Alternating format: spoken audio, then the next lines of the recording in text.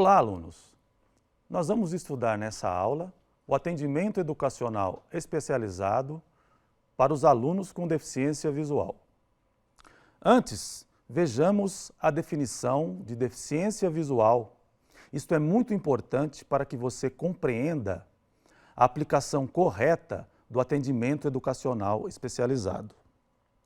Segundo o Decreto 5296 de 2004, são duas as categorias de pessoas que se enquadram dentro dos deficientes visuais: as pessoas cegas e as com baixa visão. Pessoas cegas são aquelas que possuem acuidade visual no melhor olho e, após correção óptica, menor ou igual a 0,05 ou 5%. Pessoas com baixa visão são aquelas que possuem no melhor olho e, após a correção óptica, acuidade visual maior que 0,05 e menor que 0,3, ou maior que 5% e menor que 30%. Isto é importante porque a deficiência visual é um fenômeno muito complexo. É possível que você tenha em sua sala de aula alunos com deficiência visual completamente cegos, alunos com baixa visão e que, portanto, consigam ler textos ampliados, alunos com deficiência visual que se locomovam bem, mas não consigam ler, que tenham visão periférica e que não consigam enxergar no quadro. Então, conheça o seu aluno com deficiência visual.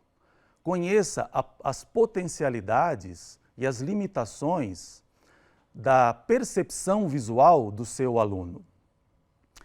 Essas definições médicas, essa definição legal, que é baseada no modelo médico, é importante, mas não é suficiente.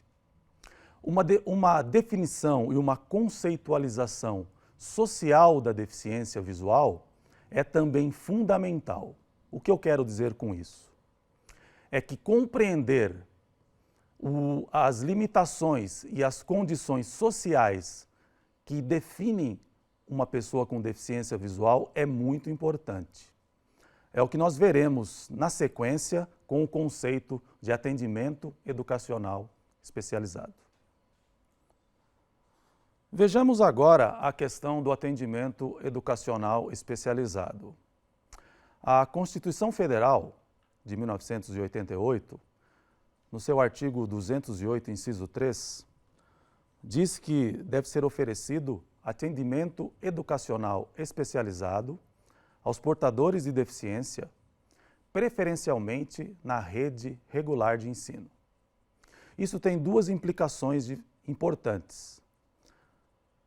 Da Constituição, a gente compreende que o atendimento educacional especializado é que deve ser oferecido preferencialmente na rede regular de ensino. O preferencialmente, portanto, diz respeito a atendimento educacional especializado e não à matrícula do estudante com deficiência visual. Um outro aspecto é o uso do termo especializado para adjetivar atendimento educacional.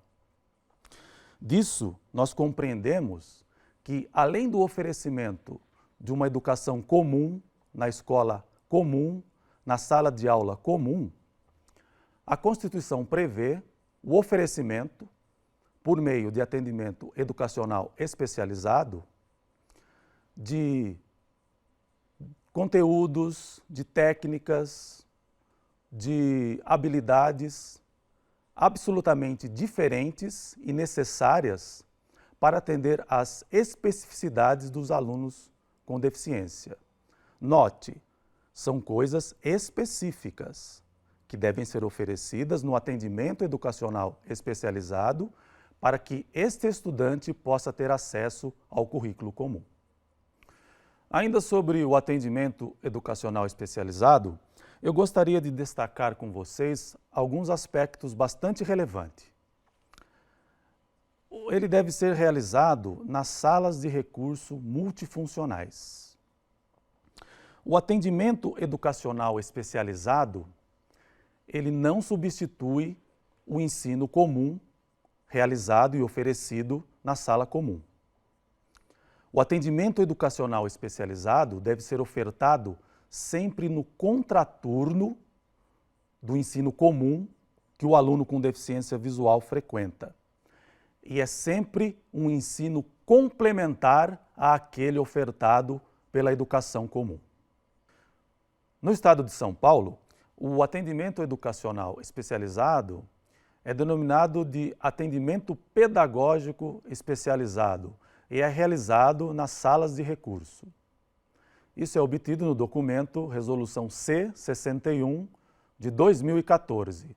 Vale a pena, aluno, você consultar e conhecer esse documento. Agora nós veremos conhecimentos que devem ser trabalhados dentro do atendimento educacional especializado. O primeiro que vamos abordar é o Braille. É interessante que o ensino do Braille seja realizado em seu início por uma técnica denominada pré-Braille. Por exemplo, o que eu vou demonstrar agora é a introdução do ensino do Braille pelo pré-Braille através da maquete caixa de ovos e bolinhas de ping-pong. Você deve pegar uma caixa de ovos, cortá-la ao meio, ela vai se transformar num modelo de célula Braille com 6 pontos. Esses 6 pontos formarão todas as letras, números e símbolos em Braille. Vejamos como os pontos são numerados na célula Braille. Eles são numerados de cima para baixo e da esquerda para a direita. Então nós temos ponto 1, ponto 2, ponto 3, ponto 4, ponto 5 e ponto 6. As letras são assim constituídas. Letra A, ponto 1. Letra B, ponto 1 e 2. Letra C, pontos 1 e 4. Letra D, pontos 1, 4 e 5. Letra E, pontos 1 e 5.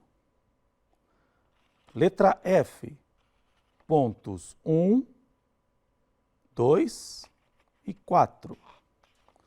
Letra G, pontos 1, 2, 4 e 5. Letra H, pontos 1, 2 e 5. Letra I, pontos 2 e 4. Letra J, pontos 2, 4 e 5.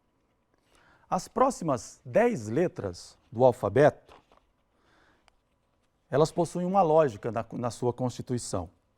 Elas serão formadas pelas 10 primeiras letras, mais o acréscimo do ponto 3. Por exemplo, a letra K é formada pela letra A, ponto 1, mais o ponto 3. A letra L, letra B, mais o ponto 3. Vejamos mais uma. Letra M, letra C, mais o ponto 3. E assim por diante. As letras 21ª a 25ª também seguem uma lógica. Serão formadas pela repetição das 5 primeiras letras, letra A, B, C, D, E, mais o acréscimo dos pontos 3 e 6. Então, por exemplo, letra U, que é a 21ª letra, é a letra A, ponto 1, mais os pontos 3 e 6. Letra V seria a letra B, que é a segunda letra da sequência inicial, mais os pontos 3 e 6. E, finalmente, a letra Z, a título de exemplo, a letra E, pontos 1 e 5, acrescido dos pontos 3 e 6. Portanto, a a configuração das letras Braille segue esta sequência. Após memorizado a formação, a lógica, você pode passar para a formação e a aprendizagem do Braille através dos instrumentos reglete e punção, que veremos agora na sequência. Vejamos agora como uma pessoa cega escreve em Braille. Ela pode escrever através desse equipamento chamado reglete e o punção, preso a uma prancha com o papel sulfite 90, gramatura 90, que é um papel mais grosso que o convencional. Essa pessoa vai escrever aqui no reglete, que contém os 6 pontos que eu indiquei no pré-braille. Pontos 1, 2, 3, 4, 5, 6. Note, aluno, que o deficiente visual vai escrever da direita para a esquerda. Vai produzir os pontos, as letras, da direita para a esquerda. E depois, quando ele for realizar a leitura, ele retira o papel, porque os pontos sairão do outro lado da folha. Ele vai realizar a leitura com a ponta do dedo da esquerda para a direita, na maneira como os videntes realizam a leitura. Um outro equipamento é a máquina Braille, ou máquina Perkins, que é similar a uma máquina de escrever, ou seja, que permite a escrita através de teclas, a escrita Braille. Também muito utilizada e presente nas salas de recurso multifuncionais. Agora, um equipamento de cálculo, o Soroban,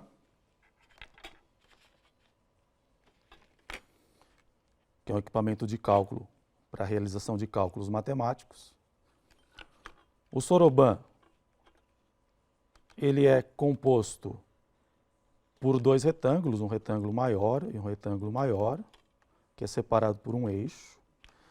É interessante que ele contém uma espuma fixadora para prender essas bolinhas, que são denominadas cálculos, e o deficiente visual realiza as contas. Essas esferas de baixo têm valor 1, dependendo da ordem que ela se encontra, unidade, dezena ou centena, e a de cima possui valor 5. É interessante que o Soroban, ele pode ser utilizado por um deficiente visual em concursos, em vestibulares, e ele não pode ser confundido com uma calculadora. Ele é um apoio mnemônico que o deficiente visual pode utilizar na sua realização de cálculos. Outro aspecto bastante importante que vamos abordar na nossa aula é a necessidade do professor do atendimento educacional especializado estabelecer parceria com o professor da sala comum, em torno da criação de materiais para facilitar o acesso do aluno com deficiência visual ao currículo. Eu vou trazer como exemplo para vocês uma maquete do conteúdo de física. Vamos supor que o aluno precise ter acesso ao conteúdo de refração da luz. Com bastante antecedência, aproximadamente 1 mês, 20 dias, o professor de sala comum deve entrar em contato com o professor do atendimento educacional especializado. No HTPC é um horário adequado para isso e comunicar a ele que precisa abordar o conteúdo de refração da luz. Levar esquemas de livros onde esse conteúdo é abordado, etc. O professor do atendimento educacional especializado pode criar materiais como essa maquete, construída com isopor, lixa, papel EVA, barbante, indicando tatilmente os significados a serem comunicados ao aluno. Note também algo bastante importante, que os dizeres devem estar colocados em braille e também em tinta, porque esses materiais podem ser utilizados na sala de aula comum com os alunos que enxergam e os alunos que não enxergam. É bastante importante que sejam materiais que possam ser utilizados com esses dois alunos, os que enxergam e os que não enxergam, na sala de aula comum. Nós temos projetado no telão exemplos de outros materiais que foram construídos no meu laboratório de pesquisa e ensino para alunos com deficiência visual. Maquetes de onda longitudinal, maquetes do comportamento corpuscular da luz, maquete da dispersão da luz, maquete de onda eletromagnética. Isso facilita o acesso do aluno com deficiência visual a esses significados, a esses conceitos, e possibilita momentos de ensino entre alunos com e sem deficiência visual. Outra parceria fundamental a ser estabelecida entre o professor de sala comum e do atendimento educacional especializado deve dar-se em torno da avaliação do aluno com deficiência visual. Vejamos. Se o aluno tem baixa visão, é preciso que provas e outras atividades avaliativas sejam entregues a ele de forma ampliadas. Neste caso, letras Arial ou Verdana, tamanho 18, mostram-se bastante adequadas. Esse aluno também pode usar um equipamento bastante interessante, o vídeo ampliador, que conduz, que leva para a tela de um computador ou de uma TV, de forma ampliada, as informações contidas no papel. Se o aluno é cego, o professor de sala comum deve entregar o conteúdo da prova com antecedência para o professor do atendimento educacional especializado, que transcreve esse conteúdo para o braille, de forma a permitir que o deficiente visual leia a prova e responda essa prova em braille. Uma outra possibilidade é entregar ao aluno cego o conteúdo da prova num pendrive e o aluno pode realizar a prova num computador, desde que o aluno seja usuário de ledores de computador, como NVDA, por exemplo, um ledor bastante utilizado e que pode ser baixado gratuitamente da internet. Algo importante a ser observado neste exemplo do aluno cego realizar as provas pelo computador, através de ledor de tela de computador, é que caso a prova contenha figuras, gráficos, etc., é importante tomar o seguinte cuidado. Entregue em papel estas informações em alto relevo para o aluno, porque o computador não descreve informações em alto relevo como gráficos, como figuras, imagens, etc. Portanto, para esse caso específico, faça o seguinte: no pendrive, coloque as informações textuais da prova e, separadamente, entregue folhas com as impressões de figuras, de gráficos e outros conteúdos em relevo. Estamos finalizando aqui a aula sobre atendimento educacional especializado e deficiência visual. Espero que você tenha gostado e espero que os conhecimentos que apresentamos aqui sejam importantes para a sua formação. Estude e aproveite bem o curso.